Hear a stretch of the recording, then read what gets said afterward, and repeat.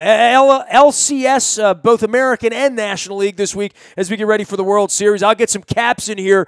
But I am picking up some residue this week from a story left over from last week. Quite frankly, it'll be left over in this country for 5 years, maybe more, for anyone who is a soccer aficionado or football. This guy has been covering the beautiful game for the better part of a quarter of a century at the Washington Post. I remember meeting him amidst John Harkes and Bruce Arena many moons ago, probably more than 25 years ago. He is a soccer insider on Twitter. Hundreds of thousands of people all over the world follow him for soccer coverage. And on the back end of this U.S. debacle, and you can come up with any disgrace, embarrassment, whatever, pick a synonym. Stephen Goff has been covering all of this, and I figured would lend some, not just some credibility, but I don't know how we make sense of this, but no U.S. in the World Cup next year, Steve Goff. This one's a kick in the groin, as they say. Yeah, for sure. I mean, no one's expecting the U.S. to win a World Cup or get to a World Cup final, but you do expect them to be in the World Cup, and that's not happening this time around. It's shocking. It's disappointing. It's in a way, it's pretty shameful. Shocking in that when this thing 4 years ago, when the last Cup ended, the notion that the U.S. wouldn't qualify, I mean, I don't know what Vegas would have had it at, but it would have been 50-1 or 30-1. It would have been an outrageous number if you would have bet against the U.S. qualifying, right? Sure. In this region, Mexico, United States, Costa Rica are the three powers.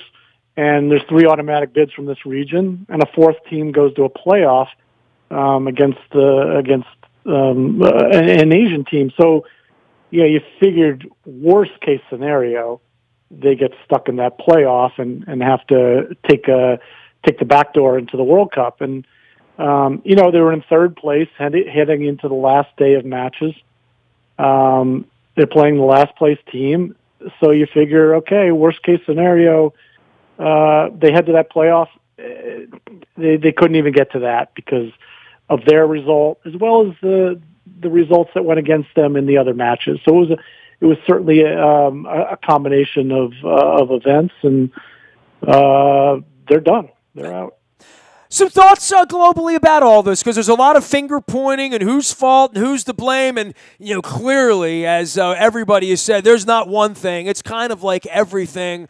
You've been at this a long time. I mean, we've heard so much criticism of pay-for-play and the way the game is played and the structure of youth soccer in our country. Certainly, we have enough kids in this country playing the game of soccer that we should be able to field a representative team. I'm not saying we're Brazil or Argentina. Our best athletes in this country do not play soccer, but plenty of our good athletes do play soccer. And I think that that's going to change over the next 25 or 30 years as baseball has shrunk, as football will shrink with CTE and, the violent nature of the game, associated with it. I think soccer will still grow. My grandchildren, although my son would tell you I might not have any grandchildren, but my grandchildren's age would be soccer players in this country. This is going to be a major little black hole in the history of American soccer that this ever happened. I don't know that it spurs us on to anything great moving forward, but this has been a long time in the making, this disaster, right?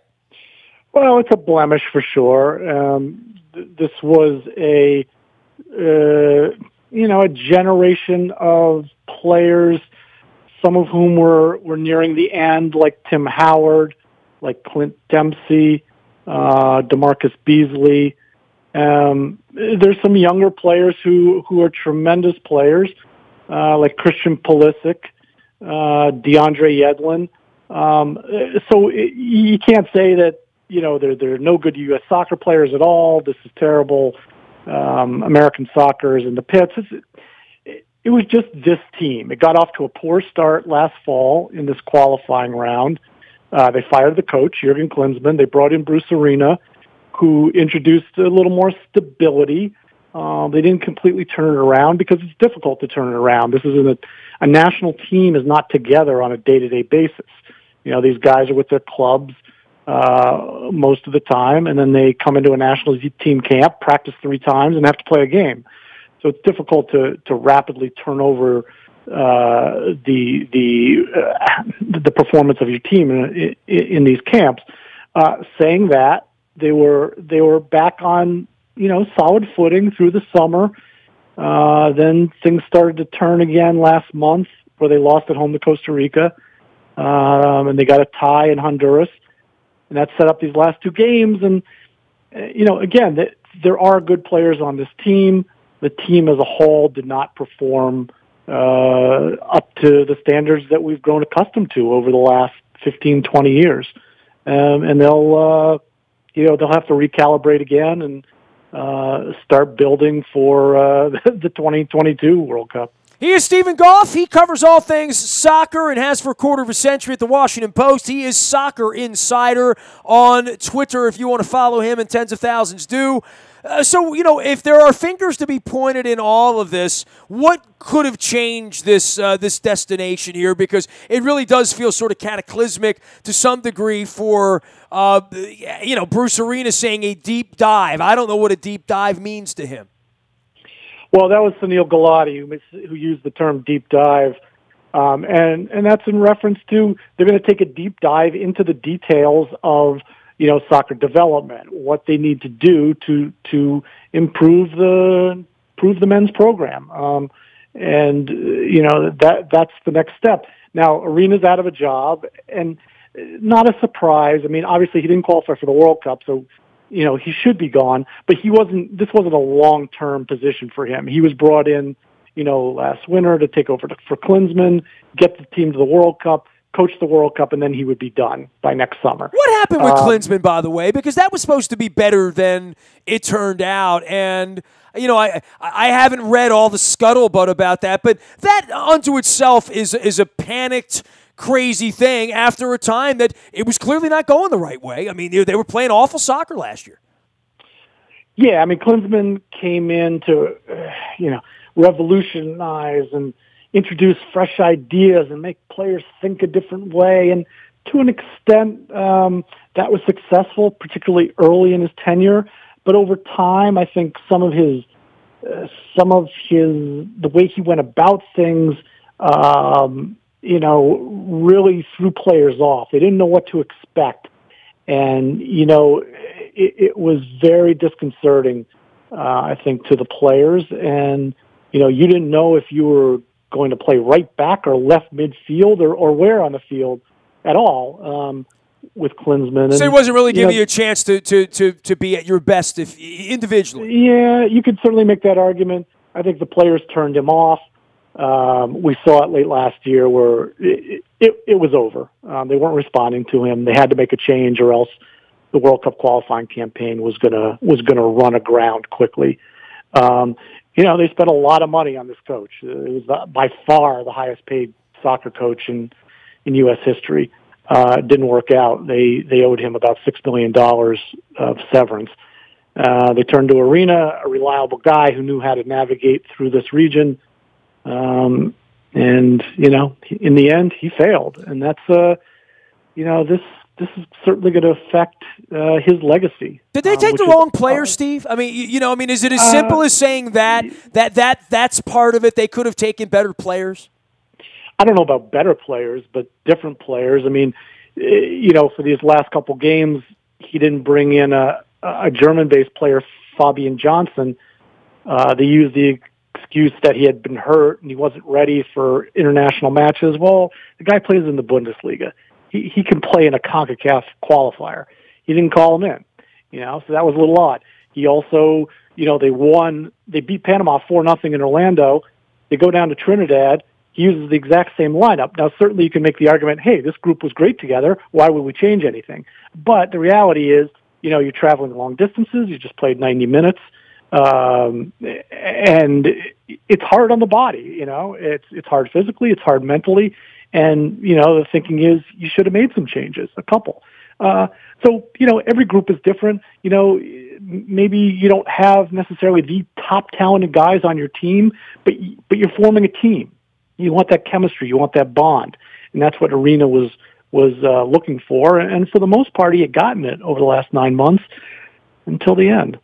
He is Stephen Goff. He is Soccer Insider out on Twitter as well as at the Washington Post. So where do they go from here? Are there any front runners, candidates, thoughts about this? And I think one of the stories that came out that I was not aware of is that Sunil Gulati is not paid for his position. I think everyone sort of found that to be a little strange. Maybe you've known that all along, but I don't know that was widely known outside of the soccer nerd culture, right? Yeah, I mean, the president of the nonprofit U.S. Soccer Federation is not paid. Gulati is a senior lecturer in economics at Columbia University. The vice president isn't paid either. They have a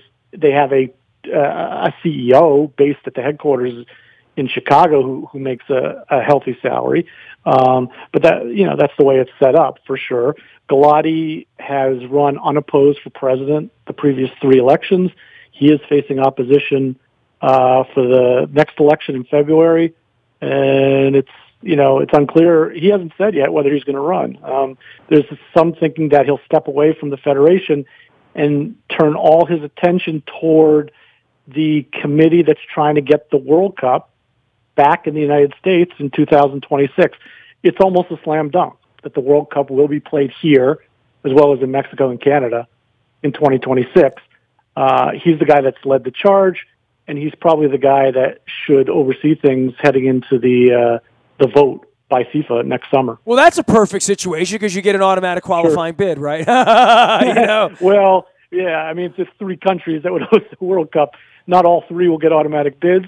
But you would assume, yes, that the U.S. would. I mean, in the big picture here, the U.S. not making the World Cup was an anomaly. I would be shocked, and I think everyone else would be around the world, that if the U.S. if they repeated this failure. It's like the dream team basketball in men's and women's going to the Olympics and not winning the gold medal. There's a chance it's going to happen that they'll come up short, but you expect it, and if it doesn't happen, they'll do it again 4 years later. The same thing with the U.S. getting to the World Cup. They're going to be there every time. This time they didn't. It certainly needs addressing. They need to make some changes. But this is not the start of, decades without a World Cup appearance by the United States. As much as the story is, who didn't make the World Cup here, that's a story all over the world, and teams making it and not making. The Dutch aren't going to the World Cup. I mean, that's crazy. How did the Dutchies not make the World Cup? The Dutch have been among the top 5 teams in the world for years. They were semifinalists in 2014. They didn't make it. I mean, European qualifying in these groups is difficult. They did not have a good run. They were in a difficult group. They fell short. Argentina, with Lionel Messi, came down to the last day where they weren't going to make the World Cup. They won on the last day just to get in. And this is a team that was in the 2014 World Cup final against Germany. They almost didn't make it. All right, so you got those 2 teams. The U.S. is out. They didn't make it. Ghana, which has been the best team in Africa for the last 10 years or so, they're not in. So you got to go through a process of qualifying. It's not automatic, and if you slip up, you're going to miss out. So it does happen. 1994 World Cup here in the United States. England wasn't here. France wasn't here. They didn't qualify. So it happens to even the best teams in the world. He is Steve Goff. You can find him at Soccer Insider as well as at TheWashingtonPost.com. I'll still be watching next year. So will you, right? I mean, I'm not going to Russia or any of that, crazy. I'm watching live via satellite from here. But I love the tournament. It really does suck. I've equated it to like when the years Maryland doesn't make the NCAA tournament here. Yeah. It's sort of like, it's going on, but if only Duke can win it, I don't really want to watch it. You know what I mean? But I'm going to watch the World Cup. I'll adopt Argentina or somebody. I'll come up. Iceland. You gotta take in Iceland. It's a country of 300,000 people. they're they're in the World Cup. And the chicks are hot. Story. And airlines fly in there, out of there all the time. So, by the way, they were the most fun ever last summer, right? When in the Euro, the Iceland, that's more than a one-off. They've put together a program there, right? Speaking of places that are going to have a lot of heat, everyone's going to be an Iceland fan next summer. Yeah, no, they're one of the great stories of the World Cup next summer. Certainly, Germany is defending champion.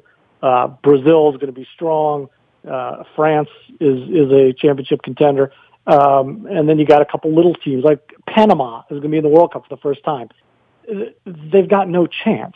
I mean, the U.S. destroyed them, a week and a half ago or whatever it was. But again, little countries in the World Cup are fun to watch. And next summer we'll have the same drama. But like you said, it's like the team that you have the strongest emotional connection to is not there. So, your passion isn't as deep. And that's what I think we're going to miss out on without the United States participating. The passion of the beautiful game. Stephen Goff's at the Washington Post and at Soccer Insider. Always great to chat with you, my friend. We'll stay in touch and hope to hear from you before we get over to Russia, or we don't get to Russia, or the Russian TV comes in. I don't know. But yeah, man. It's still the World Cup, dude. It's still going to be great. Great to have you on, bud. Great stuff. Thank you. You got it. Stephen Goff, Soccer Insider, joining us live via satellite from Virginia. You can find me out at thebuyatoyota.com audio vault 24 hours a day from anywhere in the world on your mobile device by downloading the TuneIn Radio app. We do come in crystal clear from anywhere in the world. Don't forget, Friday, I enter the Dundalk High Hall of Fame. Old Al's giving a hoot. We're going to be at Costas on Friday night, eating crabs, crab cakes, beer, and anything else you want to eat. Great live music and doing it all up. I'm going to have beer in my mom's honor on Friday night at Costas. Come raise a beer for my mom as well. She would have loved that as well. About 7 o'clock on Friday night, we'll be down at Costas to honor all things my mom, that she can't be there, but what else am I going to get into a Hall of Fame, right? So this is the only Hall of Fame to ever put me in. I'm going to act like, Mick Jagger did when he got into Cleveland, or something like that, or when Geddy Lee got into Cleveland. How about that? You can find me on Facebook, Twitter, LinkedIn, Snapchat, Instagram, streaming live on our Facebook as well as our YouTube WNSTV channel. I'm Nestor. We're WNST.net, AM 1570 and WNST Towson, Baltimore, and we never stop talking Baltimore sports.